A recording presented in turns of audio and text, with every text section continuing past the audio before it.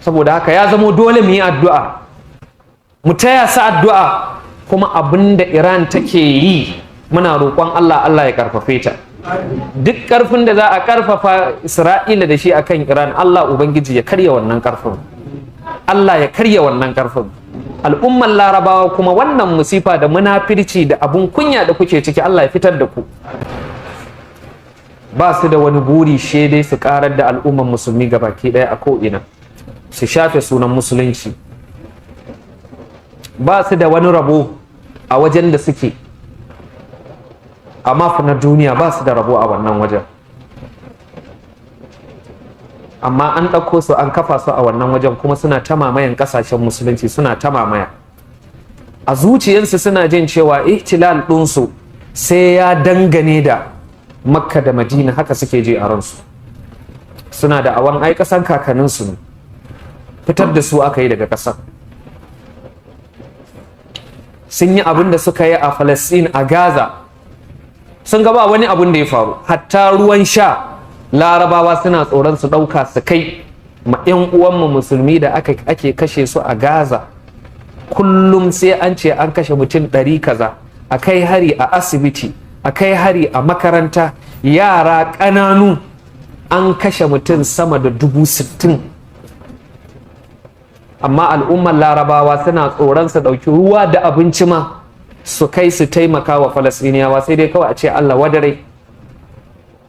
Ana wannan halin shugaban ƙasar Amerika ya shiga al-mamlakar Saudiya, ya fita da tsununun kuɗi, wanda kuɗin ya rubanya kuɗin da tun da Ukraine ta fara fada da Rasha har zuwa yau da ake fadan nan, to kuɗin da aka kashe gaba ɗaya bai shige dala biliyan 300 ba. Amma ranar da shugaban ƙasar Amurka ya shiga Saudiya ya fito da dala biliyan 600, wanda da waɗannan dukiyoyi suke ƙarfafa Isra'ila, suke kashe al'umma, suke miƙe ƙarfinsu.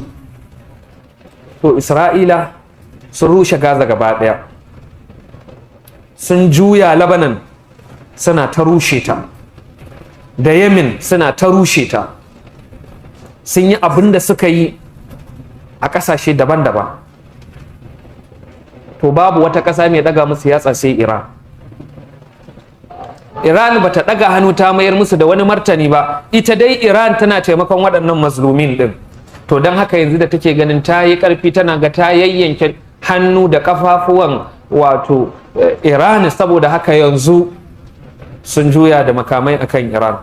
Suna gama wannan kuma to shikenan babu wata daula na musulunci mai wani ƙwarjini ko haiba a duniya ga baki ɗaya.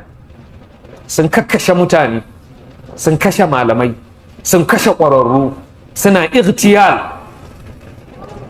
Saboda haka ya zama dole mu taya 'yan uwanmu da addu'a. Ba al'amari ne na ƙungiyanci shi'a kaza ba wannan ba ne. Wallahi duk wannan abun galibinsa kashi 80 cikin 100 siyasa ne. Ba ma musulunci ake ba, wallahi siyasa ne.